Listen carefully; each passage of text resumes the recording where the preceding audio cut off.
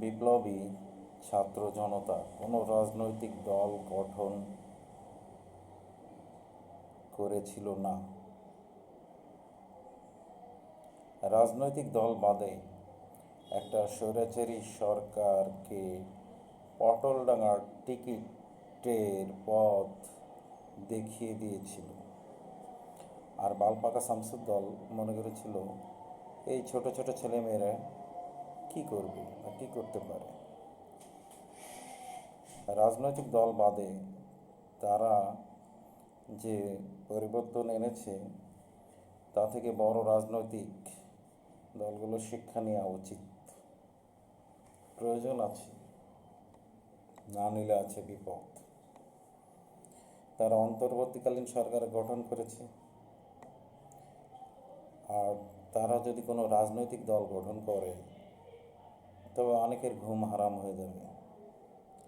এই অন্তর্বর্তীকালীন সরকারে তাদের দুইজন উপদেষ্টাও আছে, তার মানে তারা সরকারের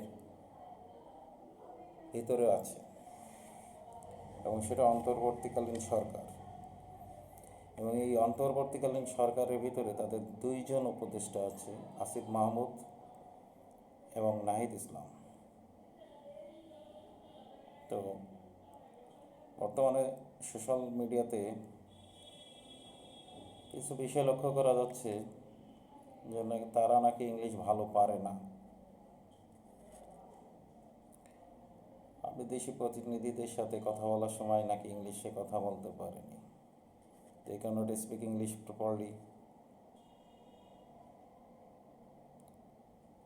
I think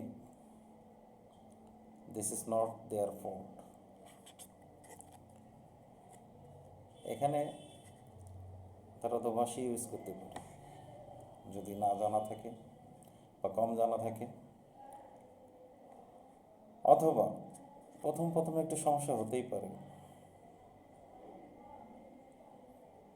কারণ এ জাতি বাংলা ভাষা নিয়ে গর্ব করে। তো আমাদের মাতৃভাষা উর্দু না, ইংলিশও না, বাংলা। তো যারা এটা নিয়ে সমালোচনা করতেছে তাদের মনে রাখা উচিত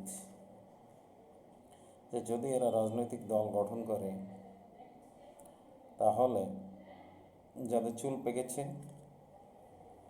তাদের চুল আরও পেকে যাবে, কারণ আজকের ছাত্ররাই আগামী দিনের ভবিষ্যৎ।